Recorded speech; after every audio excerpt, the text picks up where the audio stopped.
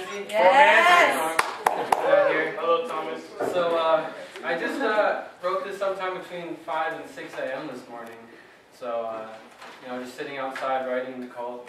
Pretty good. I just have a few things to say. Don't be afraid to express yourself. If you're mad about something I say, yell at me. If I'm bad, boo me off the stage. Just as long as you express yourself, because that's what this is all about. So, all right. Now this one is called Awake. I felt alive again in the presence of fears lost in adolescence, layers of tattered bargains, rank of alcohol and spreadsheets. Not innate to myself, but poisoned in the environment around me. The years that I come from have not been light on my heart, but so far hold no stains in recorded history. Have you ever tasted poverty sprinkled with the cold fear that it all didn't matter, that this all never happened? It's true only for some time, until it boxes itself again, leaching onto mental scars, growing cancerous and vain of understanding.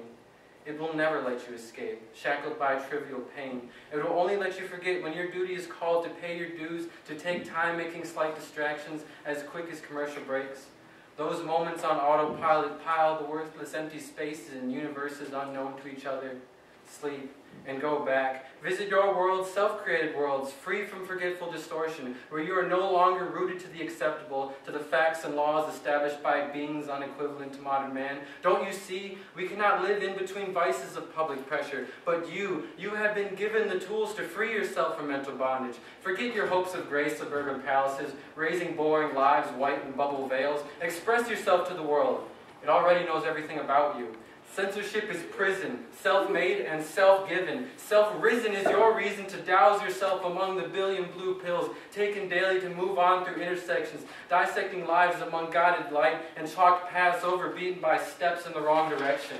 Hello world, I am here with you now. Born one late night under dim, sad-eyed fluorescence, I created all that I know today. Tracks of city railways curved by lonely hills of diluted green perched on high of traffic exhaust and clamoring heads, headed for new worlds always just out of reach.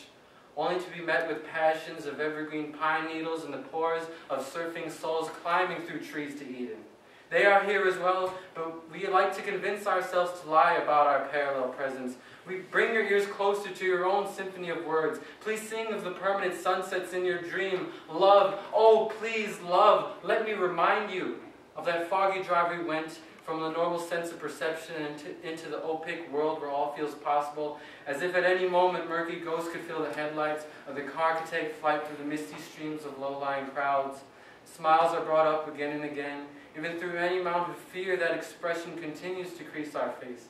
There are forces beyond our control here. The wind, for one, was powerful, unyielding to our jittering pleas, though it did not faze us. You see, you and I can't help but be swept away to that place we go, no matter where we are, to that place where the rest of the world no longer matters, where only you and I exist, where the past and future are set aside for the present, the happy present, the unique present where nothing but you and I and God can be seen.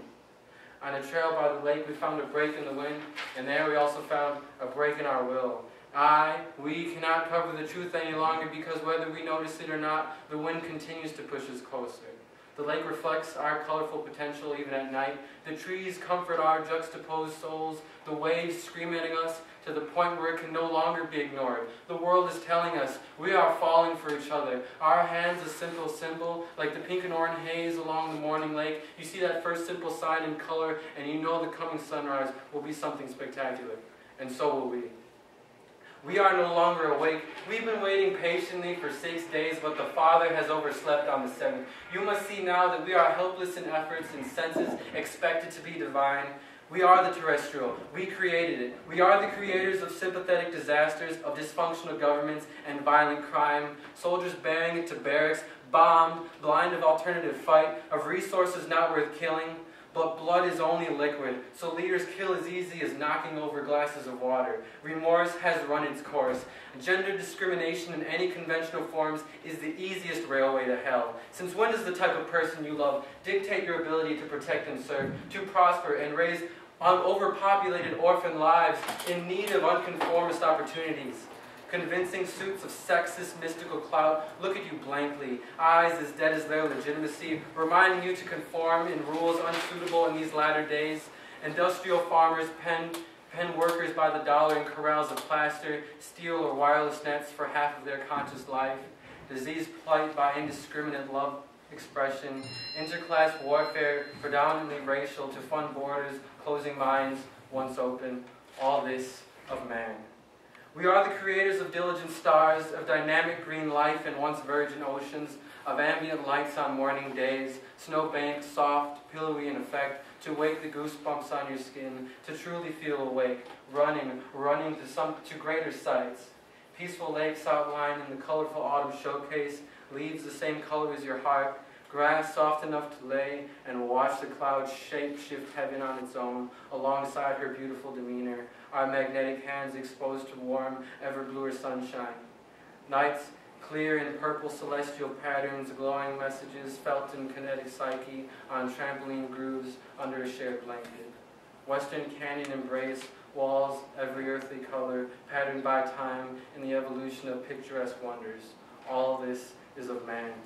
You may try to cure yourself of this truth by closing your senses, dulling them with media fears and convincing status priorities. Earthly heaven is not far, and we know it. In fact, it's right here. It's right in front of you. We are the designers, the builders, the architects. We are the thinkers of matter and energy. There is no world without us. The world is desolate without a mind. We are the celestial. We have only lost it for now. There are much greater concerns than your worries. There are mountains to create. There are rivers to restore. There are skies to explore. There are tombs to outrun. There are issues to incinerate. There is nature to nurture. There is government to gain. There are people to free. And there is love to express. Free yourself from the false world you have chosen. But remember, we have always known. Thank you. Yeah, Thomas!